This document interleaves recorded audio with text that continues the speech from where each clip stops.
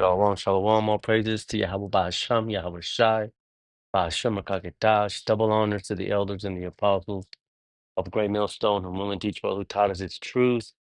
Hey, this is your brother Yeshamai from the GMS Atlanta camp, and today's video is going to be a response to a comment that was left on one of my videos a couple of days back. Hopefully this brings some edification to the question. And the question um, was dealing with the book of Judith, specifically Judith 1, verse 1. Okay, so let's go ahead and get into it, and then we'll get into the question. It says, in the 12th year of the reign of Nebuchadnezzar, who reigned in Nineveh, the great city, in the days of Arphaxad, which reigned over the Medes in Ecbatane. So the question that was put on the comment was, is this the same Nebuchadnezzar in regards to the Babylonian kingdom? And it's a valid question, because when you go to Judith 5, it gives you the context of when the book of Judith was written. And we can start at verse 19, just for the sake of time here. It says, but now are they returned to their power and are come up from the places where they were scattered and have possessed Jerusalem, where their sanctuary is, and are seated in the hill country, for it was desolate. So when you go into the book of Judith, chapter 5, it gives you the timeline of when this book was written. So this book was written after the Babylonian captivity. All right. And now we know that when we go into the book of Daniel, we know that the kingdoms mentioned are in this order are the Assyrians, the Babylonians, the Medo-Persians, the Greeks, the Romans, and then the revived Roman Empire, which we are in today. So the question was a valid question. It is a valid question, because then what the question was is, why does it say Nebuchadnezzar, but it says, but by then there was no Nebuchadnezzar, because if Judith takes place during the Medo-Persian times after the return from the Babylonian captivity, right, through the decree of Cyrus, right? How could it be? Why did it say Nebuchadnezzar if the Babylonian kingdom has been demolished? So um, I've got some precepts. I've got some tabs pulled up. But there's there's an underlying point or question behind that question. Now, I'm not saying that the brother that asked, is trying to be m- mischievous, but it's a good question. And while we get the edification on this, I want to go ahead and get into what the underlying factor is too, which is the apocrypha, because uh, the question that is being asked, somebody can, without the understanding, somebody could say, well, see, this is why the Apocrypha is, quotation marks, non-canonical, because it doesn't line up historically, but that's not true. These are things that are good to know, so that we can validate the Apocrypha, and that's the underlying issue. We need to make sure that we're able to validate the Apocrypha. So once we get the edification on this, we will move on to validating the Apocrypha. Okay, so now, very simply, um, when you see in verse 1 here, when it says, in the reign of Nebuchadnezzar, who reigned in Nineveh, the great city, in the days of Arphaxad, which reigned over the Medes. When you read that title, Nebuchadnezzar, it's not the actual Nebuchadnezzar from the Babylonian Empire. That that uh, that title here is nothing more than what um, I'm saying. It's a title, okay? And we'll go ahead and pull that search up. This is a search on AI. It says, yes, Nebuchadnezzar can be considered a title, specifically that of the Babylonian king. While it's his given name, it also functions as a royal title, signifying his position and authority as the ruler of Babylon. Now, go ahead and pause here just for clarification. Yes, Nebuchadnezzar here is spelled differently in Judith 1 verse 1, but that's just due to transliteration. Okay, that's just from writing it from the Hebrew into the Greek. Okay, but the main point. Well, let's continue on. It says the name itself, Nabu Kaduri Ushar, translates to Nabu, protect my firstborn son, and it was a common name in the region. However, in the context of the Hebrew Bible and other historical accounts, it's used to refer to the king and his role as a ruler, effectively making it a title. Because really, when you get down into the history, um, uh, Nebuchadnezzar the second of the Babylonian Empire, that was his title, and that's how he's known as, is Nebuchadnezzar. When you think of the Babylonian Empire, Nebuchadnezzar is the one that comes to mind, but that's just a title. In reality, he wasn't even a Babylonian. He was a Chaldean. Okay. So let's continue to there was one thing I wanted to pull out from here. It says well, yeah, it says in many historical accounts, including the Hebrew Bible, Nebuchadnezzar is used to refer to a specific king, the most prominent being Nebuchadnezzar the second. We just went into that, the king of Babylon. This usage emphasizes his royal status and authority. So that's all that it is. Verse 1, when you see Nebuchadnezzar, you could, if you wanted to, you could superimpose the word president. For example, you know, it could be the president of the United States. Who is that? It's a title, but it's also somebody. So we could read here in the 12th year of the reign of the king who reigned in Nineveh, the great city, in the days of Arphaxad, which reigned over the Medes in Ecbatane, is nothing but a title. We can superimpose president, king, ruler. We can superimpose it here.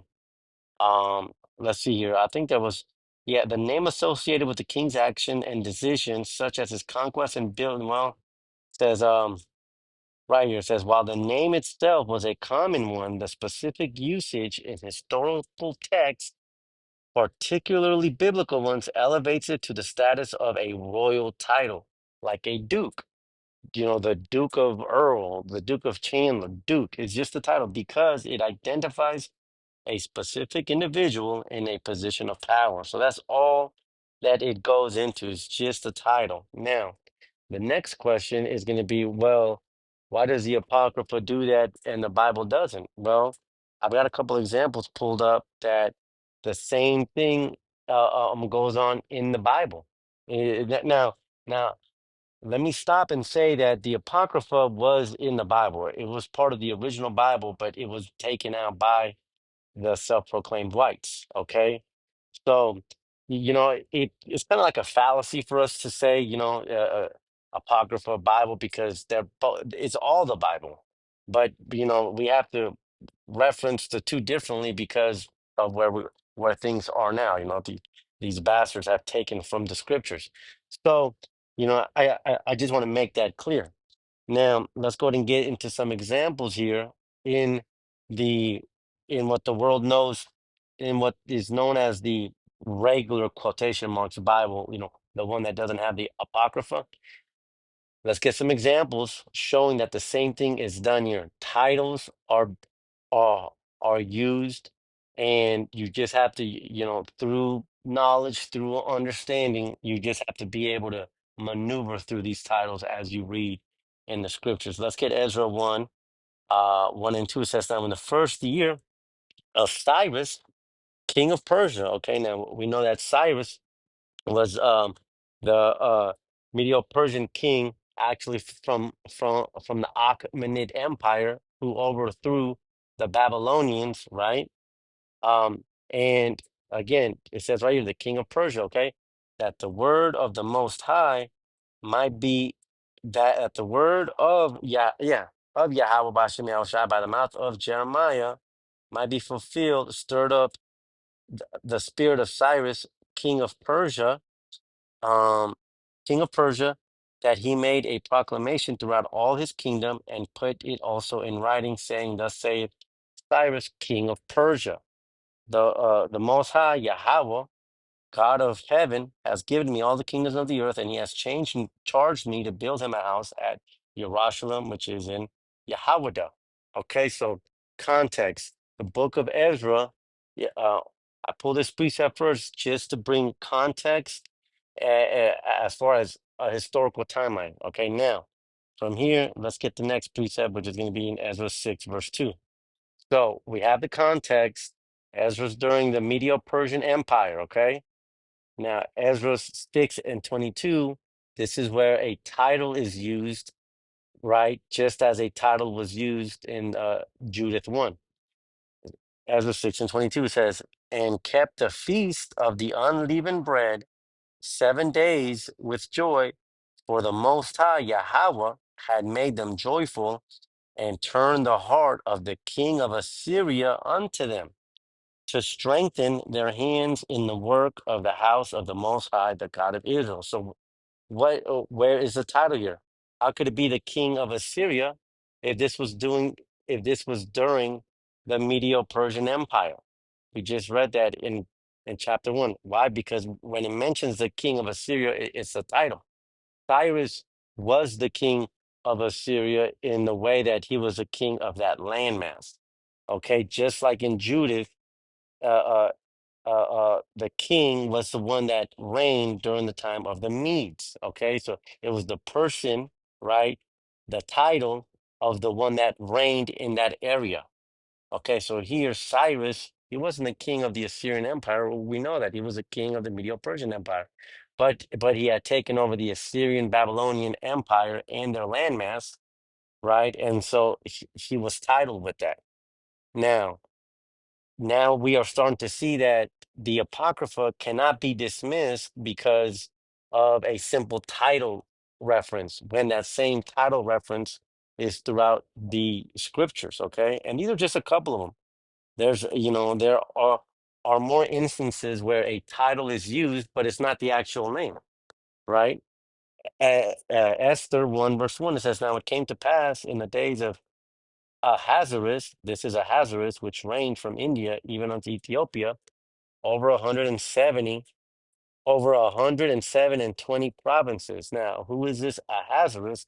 That's not the that's not the name of the king that's being mentioned.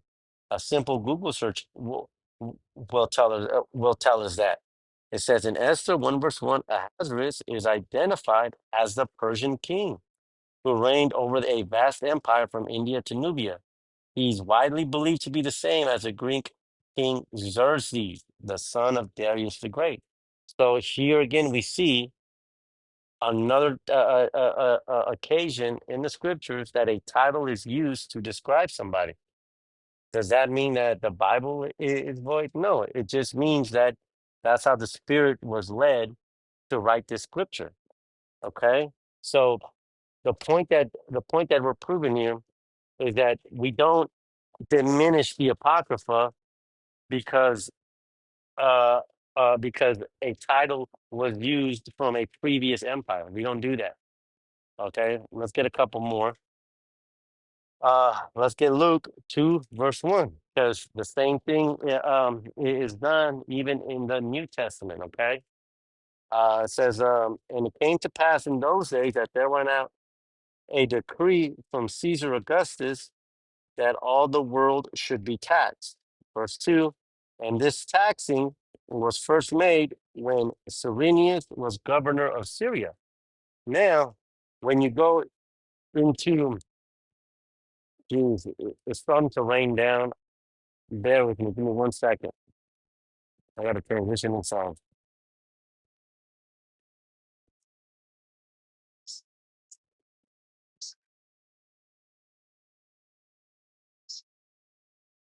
Okay, Salakia, in continuation. So when you do this, when you do a quick search here, you know that Cyrenius was also known as Publius Sulpicius Quirinius. All right, but again, it's just a different title. So it just, we cannot take away from the apocrypha because of a title. Okay. Let me see here. I think there was something else that I wanted to get. I might have it pulled up in the blue letter. Okay, no. Yeah, okay. So now look, hopefully that answers the question about who Nebuchadnezzar was, if it was the same Nebuchadnezzar of the king of Babylon. The answer is no. The answer is that it was just a title. As we've seen, titles are used throughout the scriptures, even in the the Bible that's in everybody's church, Now, now that hopefully the question has been answered, I want to shift now into the underlying factor because again, the question, and I'm not accusing the brother of doing this, but uh, the question, the underlying question is, can we validate the apocrypha? And the answer is, of course, we can. Okay, because the events in the apocrypha were validated and honored by Yahweh Shai. John 10 and 22. And it was at Jerusalem. Well, let's go to get it in the blue letter. I got it right here. I'll get the definition too. It says, and it was at Jerusalem, the feast of the dedication, and it was winter, and Yahweh Shai walked in the temple in Solomon's porch. So Yahweh Shai is honoring what? He's honoring the feast of dedication. Now, even in the blue letter, when you go into the word feast of dedication, and I'm showing how we can link up and validate the Apocrypha with the New Testament, with the scriptures. Okay. When you go into the blue letter, that word for feast of dedication means enkaina, which means dedication or consecration. And furthermore, it it, it breaks it down for you. Said in particular, the annual feast celebrated 8 days beginning in the 25th of Cheslov, the middle of our December, instituted by Judas Maccabees in memory of the cleansing of the temple from the pollution of Antiochus Epiphanes. All right, which by the way, we need to make sure that we point out, which by the way was an Edomite. Okay, so here we have in the scriptures, we have the Apocrypha being mentioned, and we have our Lord Yahweh Shai honoring the events of the Apocrypha.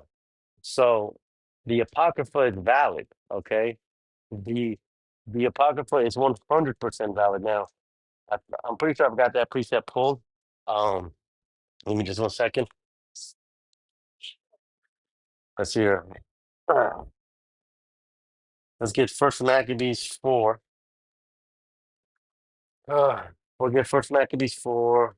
But fell down to the ground, believe best to pull it down. Okay, and upon the altar now for 20th day, and right here uh, in the 25th day in the ninth month, which is called the month Caslow. They rose up betimes. Right here it says, then all the verse 55, then all the people fell upon their faces, worshiping and praising the God of heaven who had given them good success. And so they kept the dedication of the altar 8 days and offered burnt offerings with gladness and sacrificed the sacrifice of deliverance and praise. So here, this is the feast of dedication that Yahweh was observing in John 10. Okay. Furthermore, we can see here in verse 59, it says, moreover, Judas, which Judas? Judas Maccabee, right here. Moreover, Judas and his brethren, with the whole congregation of Israel, ordained that the days of the dedication of the altar should be kept in their season from year to year by the space of 8 days, from the 25th day of the month Caslow, with myrrh and gladness. And that's exactly what is mentioned in the blue letter. So the Apocrypha is 100% valid and is mentioned in the scripture. Okay. That's where we get, the Feast of Dedication, which is also known as Hanukkah. Okay.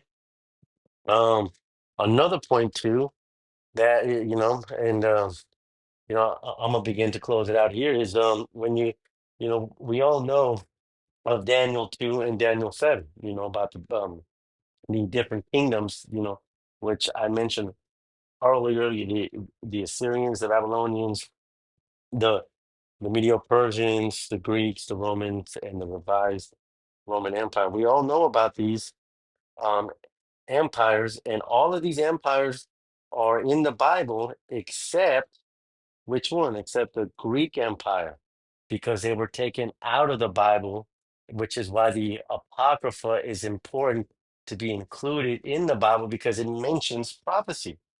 See, in the scriptures, in the Bible, now again, as as I mentioned, the Bible, the original Bible had the apocrypha in it, but now in today's modern Bible, it doesn't. So in the in in the scriptures, we know that Daniel mentions these empires, and throughout the scriptures, throughout the I guess we'll call it the main Bible, there is mention of the Babylonians. There's mention of the Medo-Persians. There's not any mention of the Greeks. There's not, but there is mention of the Roman Empire, and then of course there's even mention of the revised Roman Empire, which is in the book of Re- Revelations. But the point here is this: is that for us to be able to read into the prophecy of the Greek Empire, which was to come, you have to get the Apocrypha, man, because in the Apocrypha, that's where the Greek Empire is mentioned, and I've got a couple of scriptures pulled up to show that.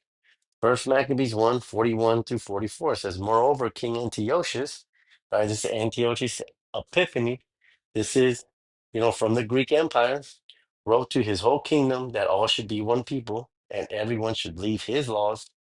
So all the heathen agreed according to the commandment of the king. Yea, many also of the Israelites consented to his religion and sacrificed unto idols and profaned the Sabbath. For the king had sent letters by messengers into Jerusalem and the cities of Judah that they should follow the strange laws of the land. So, Maccabees, the Apocrypha itself is 100% valid, and it's actually needed to get the understanding of the Greek Empire.